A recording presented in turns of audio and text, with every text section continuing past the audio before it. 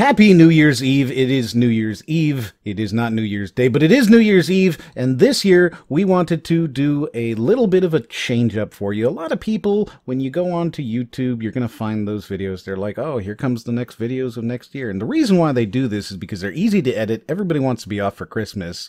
And on top of that, nobody's going to watch them anyways. Everybody's out doing stuff. I understand when this video goes live at 11 o'clock in the morning on a Monday and it's New Year's Eve, you guys are already asleep or you're going out to do stuff and you're not even going to watch this video. So what we're going to do this year instead is we're going to look back at the top 10 games that were most anticipated for 1999 and for 2009. And I think there's a couple of big surprises in here. Gaming history. It kind of fits with what we do now, but more than that, it's interesting and easy. I'm not going to lie about the easy part of it. Fair enough. A lot of people don't watch YouTube content around the holidays, and you're right. A lot of the larger creators, they don't really give any effort. So I guess we can at least throw something interesting together for you guys. Also, on top of that, if we didn't put out a video, YouTube wouldn't like it because we'd be off. So we kind of have to. We're required, we're beholden, we're shackled, and we're required to do this. So we're going to go ahead and do it. Let's start with 1999. Now, these are the games that were the most anticipated. So they're the games that people were really looking forward to, not necessarily the best-selling or the ones that actually did well. Yeah, I'm very interested to see this. I was gaming in 1999, but I was a little Brax back then, so I'm not really sure what to expect or if my memories will serve me correctly. At number 10 in 1999 was Planescape Torment. Now, I'm going to go ahead and guess that you have no idea what this game is. I actually do know what Planescape Torment is. I played in a Planescape D&D game before with a buddy of mine that is based on all of that. And remember, I did the Obsidian video, which does some Planescape stuff as well, so I'm vaguely familiar with it, actually. An isometric game. It's one of the top-rated games basically of the 90s. It was incredibly well rated. It still has an incredibly high rating, and people adored it. At number 9, we had Star Wars Episode 1, The Phantom Menace. Wait. Do you mean for PlayStation, that one? Yes. That is one of my favorite games of my childhood. I streamed that game on our Twitch channel a few months ago, actually, and it's kind of broken. It's not as good as I remember it being, but as a child, I played that game for countless hours. One of my favorite games of all time, so I'm really happy to see it make the list. The nostalgia is so real right now. It was super anticipated. People really wanted it. It was very hyped up, but it did get a pretty low score of only 6.7 out of 10, so I think that you're probably right that it was broken. Yeah, absolutely. But I do remember it had actual movie clips in the game, and that was one of the first times I had ever seen that. At number 8, we have Toy Story 2, the video game. Toy Story 2, I'm not familiar with. Toy Story 1 on the Super Nintendo, now I can get down with that. I played that game a lot, but I don't remember Toy Story 2. Maybe I missed that one. It was available on the Nintendo 64, and it was an okay-ish platformer with boss fights and stuff like that. Okay. At number 7, we have a game that you will know about, and that is Tomorrow Never Dies. Absolutely. So I recently made the 007 video looking at what happened to those games, and Tomorrow Never Dies is definitely one that sticks with me. It was the one that I probably played the most out of all of those games, maybe Nightfire too, but absolutely love it. So glad it made the list. So many good memories attached to that game. At number 6, we have Command & Conquer Tiberian Sun, the sequel to Tiberium Dawn, so that means nothing to you, does it? It means nothing. I hope that you know something about this game, because I don't know anything. Command & Conquer is a very cool real-time strategy game. I was more a fan of the Red Alert series, but Tiberium Sun is still pretty neat, and they did do a first-person version of this game sort of later on called Renegade that was pretty cool too, and you see some of the stuff that you saw in Renegade later on. Tiberium Sun is a classic. People really enjoyed this game a lot. It was good, and I think that's pretty much all you can say about it. At number 5, we have Crash Team Racing. Oh my goodness. Crash Team Racing is a game that I played with one of my cousins when I was younger. Every Sunday, I would go over to his house because he lived near my grandparents, and we would just sit there and we would play Crash Team Racing all day. I said this in a Discord chat the other day somewhere, I can't remember where, but for me, Crash Team Racing is the only video game that ever even comes close to replacing Mario Kart. It's that good. And they are going to be putting out the new remake, remaster, whatever later on Switch. Good, I'll finally have something to play on Switch. Just kidding. At number 4, we have Resident Evil 3 Nemesis. The Resi games have always been pretty good. I've played a few of them. I can't say that I remember 3. Maybe I have played it, but I don't remember where it falls chronologically or any of that jazz. That would be the one with Jill Valentine going into Raccoon City. Ah, I think I do remember. It's been a long time, though, man. They all kind of just go together, don't they? They do. They kind of just mesh into one Resi soup. I did it again. Coming back into the zeitgeist again at number 3 is Super Smash Brothers. Well, this is a good time to talk about Super Smash Brothers. So it was the original, the first one? Very first one. Never played it. Melee is the first Smash game I ever played. Melee, of course, is still around until this day, and diehards, I know, they don't want to make any changes. It's always Melee. But I don't remember much about the first one. I can honestly say I've never played the first one. I really have nothing to say about it.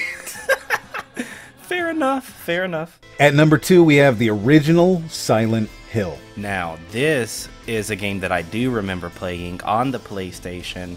As a kid, I never finished it for what I think are obvious reasons. I was scared out of my mind halfway into the game, so I never did finish it. But I do remember it had a really big impact on me.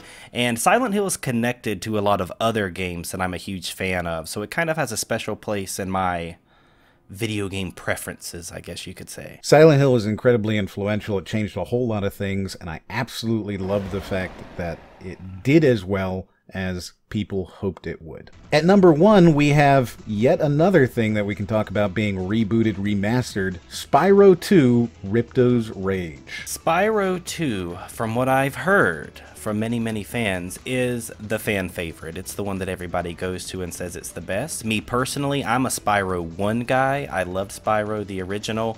But seeing Spyro, all 3 of them remastered, I just have to say right now, those games are absolutely beautiful. I think they did a fantastic job with the remake, and I'm really happy to see that Spyro is on that list. What's interesting to me is that when you look at this list from 20 years ago, you see basically all franchises that are still around and still producing games, with very few exceptions, and some of which have been recently remastered or remade to be sent out into the market yet again. Now, here's a fun question. Which game do you think ranked highest, and which do you think ranked lowest in actual reviews? Highest, I will go with Planescape Torment. Lowest, I will go with Super Smash Brothers. You're right on Planescape Torment. It was the highest rated at 9.5 out of 10 on average, which is insanely high. And it's followed only by Silent Hill at 9.1 out of 10. Right. I had seen the Planescape stuff in some of my research for a video I was working on, so I cheated a little bit. Now, for the lowest, you're wrong. It's actually Tomorrow Never Dies and Star Wars Episode 1 tied at 67%. Man, those are kind of my 2 favorites on the list. I'll admit, though, that Star Wars deserves to be lowest. It does. I'm surprised that it ties with Tomorrow Never Dies, which I thought was a pretty good game. So moving up 10 more years, let's look at the most anticipated games of 2009. This will be interesting, and like you said a second ago, we see so many of these games popping back up, and this is the first time I think that video games have a long enough history for us to do that. Like, we are kind of front runners in our ability to look back, so I'm ready to see what 2009 had as well. I think you're going to have a lot more to say about these than I will, because most of them, interestingly enough, are console exclusives. So at number 10 in 2009, we have Infamous. Infamous is a game that I remember more about the cover art for than I do the actual game, so I think they did a good job advertising it, because I still remember, like, on the front cover it looks like there's lightning and all of this stuff going on. Do you remember? I do. Yeah, I always thought it was one of the most unique looking games I've ever played, but I'll admit I don't have much to say about the game in terms of gameplay. Like, I don't really remember much about it. I think I might have rented that game, or got my dad to at that point, rented that for me one time, but I never owned it. It was made by Sucker Punch. It had a good thing going in its past. It was very anticipated. It had a lot of hype. It was being billed as the ultimate superhero simulator. But I think that looking at it today, you would say that it was slightly disappointing. At number 9, we have Grand Theft Auto 4, The Lost and the Damned, the downloadable expansion. Now, I know I played well over 100 hours of GTA 4, but I don't remember having an expansion. And I'll also admit at that time that I wasn't really big into downloadable content. I didn't always have internet access, so I don't remember much about that. This one is the one that follows the biker Johnny as opposed to following Nico Bellic anymore. Oh. It was a really well-regarded DLC. People really liked it a lot. It was Xbox 360 at the time only, so it's one of those things that not everybody got to try out. I never owned a 360, and at that point in my life I was very adamant about that, so that's why I never played it then. Coming in at number 8, we have Resident Evil 5. Fantastic game. I do remember playing it. I haven't played it since. I've never replayed it, but I do remember when it came out it was a really big deal, and it did live up to the hype from my memories for sure. This was one of the first Resident Evils to have that serious level of visual polish, coming in sort of like a Metal Gear Solid 4 kind of look. It was very dark, it was very scary, and it had a lot of new monsters. This was kind of the first Resident Evil for me that started going completely off the rails. Yeah, I do remember the atmosphere being very, very good, and one of the things that I enjoyed most about it. And I will say this about 5, when I think of Resident Evil as a franchise, as a series, 5 is what pops into my head visually. That's the game that I picture whenever I think of Resi. At number 7, and I guarantee you 100% nobody would expect this, the Beatles game. The Harmonix Guitar Hero Beatles game. I played a lot of Guitar Hero, I played a lot of Rock Band, but I never played that one. Why is that one on the list? Why not Guitar Hero? Guitar Hero was legendary, man. Because this is what people were excited for. This was the opportunity to have the Beatles music. Remember, it wasn't that long ago that you couldn't even have the Beatles music on iTunes. It was a rare thing to get a hold of their music license. That's very true, and I know a lot of their music videos through Vivo and things like that weren't even made until a few years ago because of that. And it's really neat to see like the animated videos basically just playing over a Beatles song. Good, cool stuff. I never played Harmonix, but the Beatles are A-OK for sure. Coming in at number 6, we have a game that I know you won't have any clue about, Warhammer 40,000 Dawn of War 2. I've heard about it, but you're absolutely right. I wasn't a hardcore PC gamer yet by 2009, so this is one of those that's just outside of my wheelhouse for that time period. Dawn of War was the real-time strategy series that they introduced for Warhammer 40k. It was a big step up for the entire series, and this one was really well regarded. It went down as one of the classics of the era.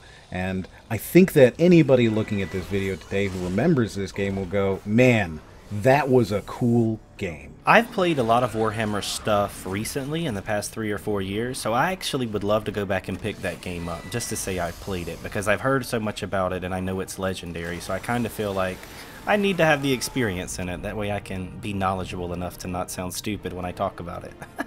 At number 5 was BioShock 2 Sea of Dreams. Now, I feel like you will have a lot to say about this. I know you're a big, big BioShock fan. And I mean, I like the games too, but you are more of an expert on this than I ever was. I wouldn't even say that I'm a BioShock fan. I am a Shock fan. System Shock, BioShock, all of them. They're all fantastic games. I think that they're really, really unique. And I think that BioShock 2 is the worst one out of all of them. It was just not what I was looking forward to. They handed off the development to 2K Marin instead of actually doing it with Ken Levine and 2K Boston. And it wasn't a good game for me. Altogether, this was a huge disappointment for me. Fair enough. At least they bounced back with Infinite. It was really good. At number 4, we have a game that has a very interesting story in the game Dark Void. I don't know what to say. And that's totally fair. This is a game that most people don't know because the developers of it made this when they had to. They were working for Capcom and they had to produce this game. And when I tell you the game that they actually did make, you'll go, oh, of course, this is a huge deal. But this was a tech demo essentially for them for what they wanted to produce. They made a jumping, flipping, rocketeering type of game where you run through stuff and have melee and you jump around and fly around the room and you have lots of different enemies and you go on different missions through a storyline. Very cool-ish game, but it wasn't quite perfect yet. And that's because they later would come out with a game that was perfect called Warframe. Ah, so this is the origin of Warframe then. Now I feel like I know a little bit more about this game, at least in terms of what it created then. They went around shopping this game to different people.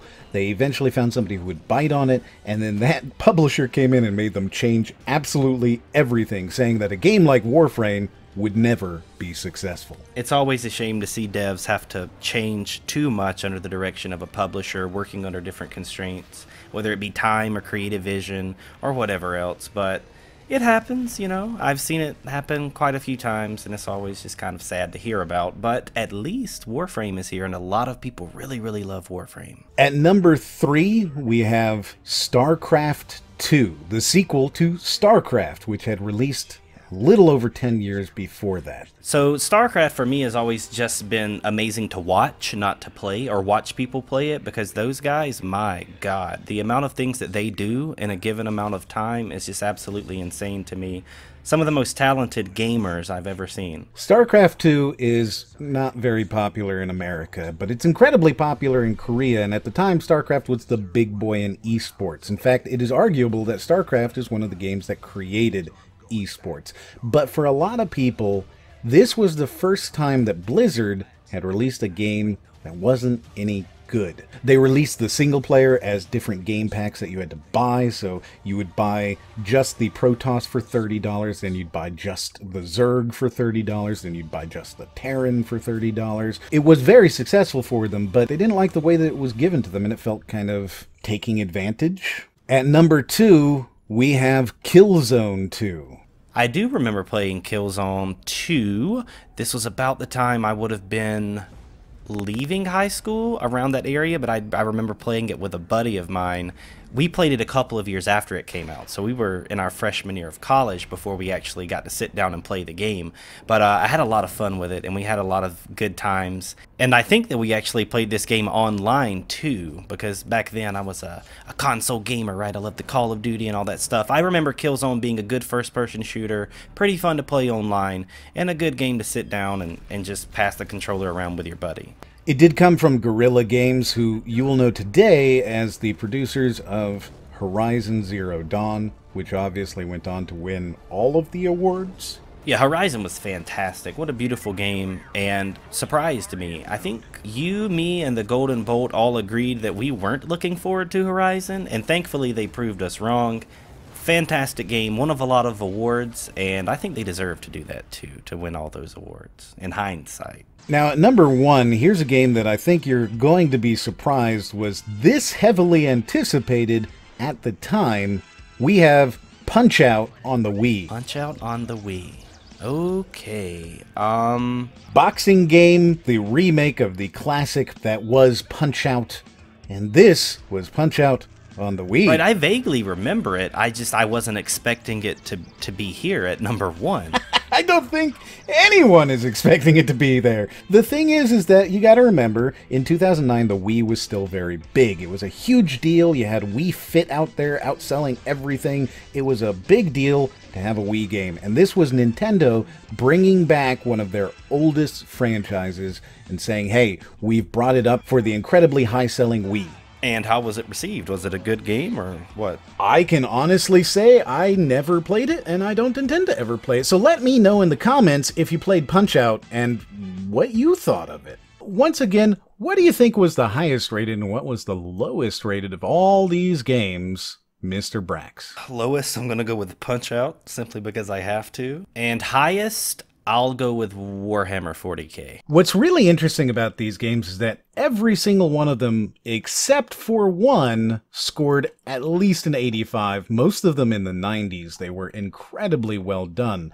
The lowest one is actually Dark Void, which was eventually Warframe, and it's probably not surprising simply because it was completely changed from the developer's vision into something that the publisher thought would sell. And the highest scoring one is StarCraft 2. It had a 93 out of 100 because it was StarCraft, and Blizzard doesn't release bad games. But keep in mind that these were all based off of reviews at the time, so this is before they came out with all of the various pricing things. After that, you're going to have Killzone 2, which was also very highly rated. Most of these were very highly rated in general. The Lost and the Damned was a 90, Resident Evil 5 was a 90. They all got very, very high scores. And I think most of them deserve high scores from the ones that I played and remember in detail. I am surprised to see StarCraft at number 1. Perhaps it's like you said, maybe it's because I do live in America, but I just don't remember StarCraft being that well received. I just remember it being, like you said, more of a competitive type game that kind of opened that esports platform up. But hey, I guess if people were that big of a fan of it, and if reviewers enjoyed it that much, that's fair enough to me. And Dark Void getting that low of a score doesn't necessarily surprise me either, because like you said, anytime that publishers try to get too involved, that's normally not a good sign.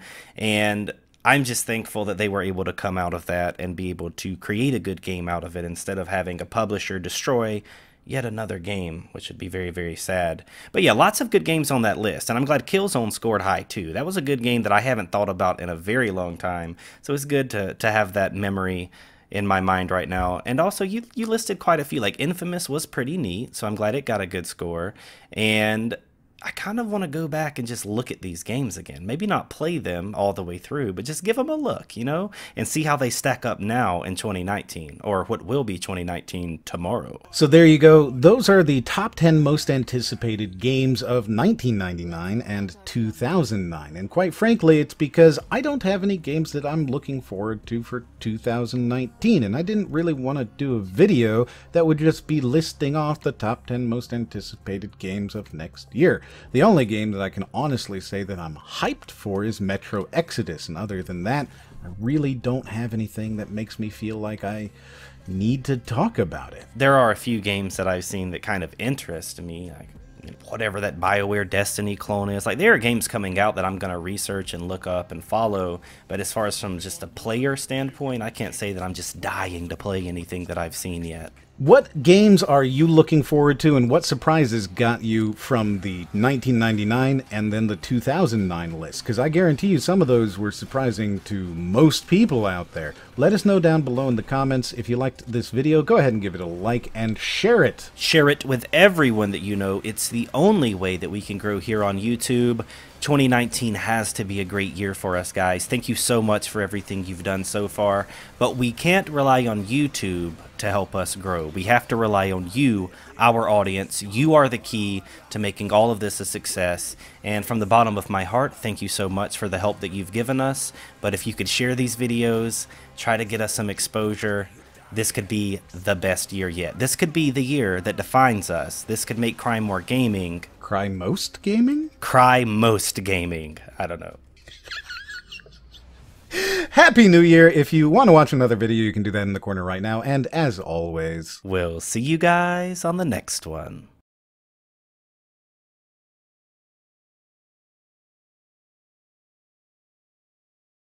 That was super long.